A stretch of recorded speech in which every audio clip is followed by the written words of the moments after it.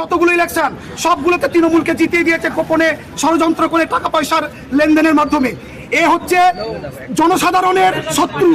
একে যদি প্রার্থী করা হয়, আমরা যদি জিতাই, আমরা যদি চেষ্টা করি, তাহলে কিন্তু আমরা যদি ভোট দিই তাহলে কিন্তু জনগণ সরে যাবে, জনগণ ভোট দেবে না। এমনই ঘেন্না এই প্রার্থীটার বিরুদ্ধে। দীর্ঘদিন বিভিন্ন কার্যকর্তা মানে সত্যিকারের বিজেপির জন্য যারা লড়াই করে সেই কার্যকর্তাদের বসিয়ে দিয়েছে। কোনোদিন জয়নিংয়ে যায় না, কোনোদিন লোকজন বাড়ায় না, বাড়ালেই তো তাদের গোপন ষড়যন্ত্র ধরে ফেলবে।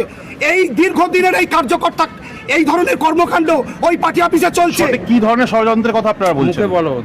প্রথমত হচ্ছে তৃণমূলের সঙ্গে গোপন আতাতে পরিষ্কার এই প্রত্যেকটা ইলেকশনে কোনো রকম এজেন্ট বসায় না, কোনো রকম কর্মীদের নেয় না পার্টিতে লোক যদি না নেয় তাহলে এজেন্ট কে বসবে, ক্যাম্পে কে বসবে, এই ধরনের পুরো ফাঁকা মাঠে তৃণমূল গোল দিয়ে বেরিয়ে চলে যায়।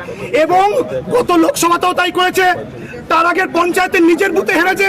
এবং যখন পোস্টপল ভায়োলেন্সে যখন পঞ্চায়েতে জিতে যাবার পর তৃণমূলের হারবাদ বাহিনী যখন একের পর এক অত্যাচার করছে এবং গোপালের কাছে ছুটে গিয়েছে, পরিষ্কার বলেছে তোমরা ঘরে বসে যাও, ঘরে গিয়ে ঢুকে পড়ো, বেরিয়েও না রাস্তায়। এটা একটা কি নেতার কাজ? এই ধরনের দীর্ঘদিনের এই কাজ। এবং ওই লোক যে পঞ্চায়েতে পা দিয়েছে সেই পঞ্চায়েত হেরে গিয়েছে। এমনই ঘৃণ্যজনক একটা জঘন্য শত